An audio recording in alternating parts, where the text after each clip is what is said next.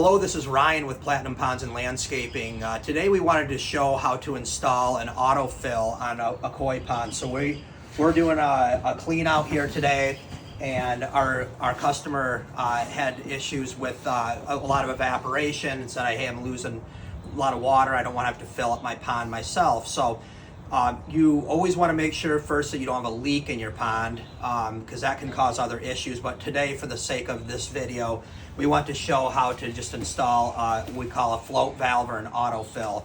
And this is an Aquascape compact fill valve assembly kit, and it comes with most of everything that you need.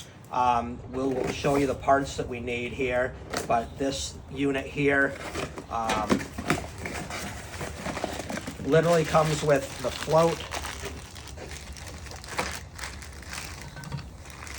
and this screws on, and then we're going to put that onto our skimmer box over here. So we're going to put it right into the side of the autofill here, and we're going to drill a hole through here, and so that's what we're going to do, and so we'll show you how that's done.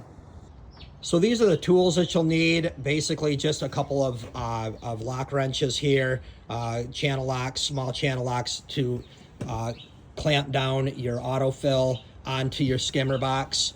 And this is the autofill assembly. And then the other parts you'll need is a hose bib Y. And then this nipple, this is a 1/2-inch brass nipple that threads right onto the Y. And that way you have another free hose bib, so you're available to use the hose or the water spigot for other uses. And what we'll do now is I'm going to have Jim show you how to install this into the side of the skimmer.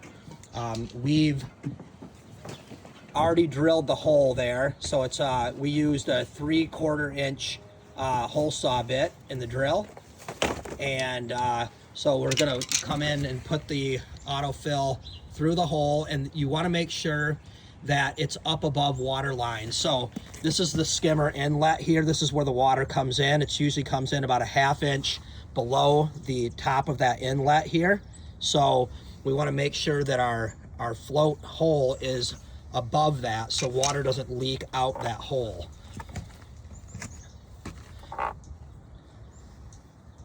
And so he just put that through, and then over on this side we just thread that fitting right on there.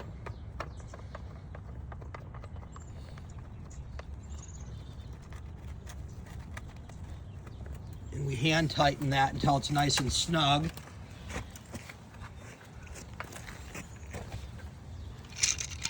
And then you just take your channel locks and give it a couple turns till it's turned tight, and you're good to go there.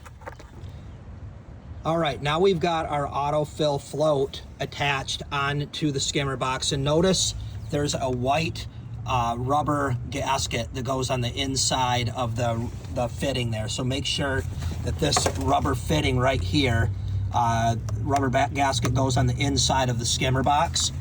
And now the next step here is we're gonna come over here, and this fitting right here comes with the autofill kit. And that's what we're going to attach our Hunter 1/2-inch funny pipe to. So we're going to thread that onto the fitting there.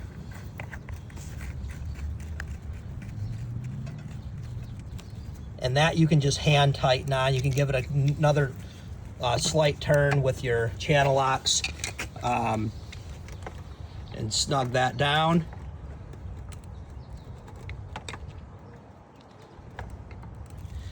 Now that we've got that 1/2-inch coupler screwed on here, we're able to put our funny pipe, and this is Hunter 1/2-inch funny pipe, and we're just going to put that onto the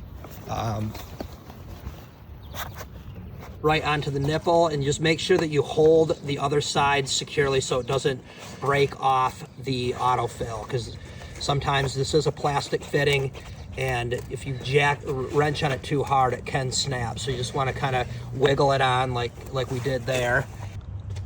All right, now we've got our autofill installed, and we want to make sure that it's free and it's not going to hit the side of anything. You want to make sure there's no obstructions in the way. of the float, so that can float freely when the water fills up, because what's going to stop the water from coming out is this float up, and when the water goes down, that float drops and allows water to come out down here. So we've got the back attached here, and now we're going to run our pipe back to our hose spigot here. So we're just going to run this back.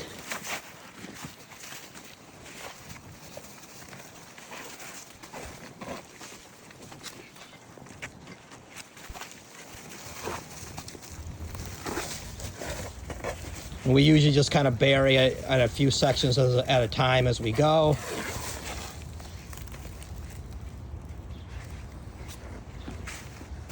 After we get our pipe run, we're going to, we've got our hose bib Y here, and we're going to thread that onto our spigot.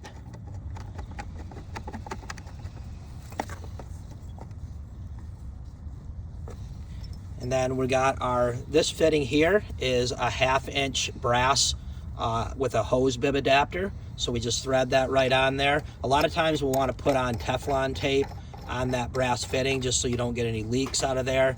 And we will get that, but for the sake of the video, we just wanted to show you real quick. And then you just put that right on. It just goes right on. The funny pipe will slip right over that 1/2 inch. Go.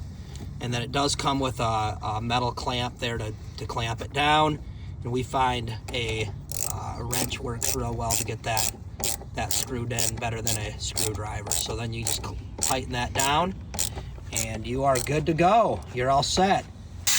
Here's your autofill running, and it will run anytime that float is down, and when the water comes up it turns off. So once this is filled, that will cause the float to come up, stop the water, and when the water comes down a little bit, it turns back on. So that's how you install an autofill. And thank you so much for watching this video, and hope it helps out.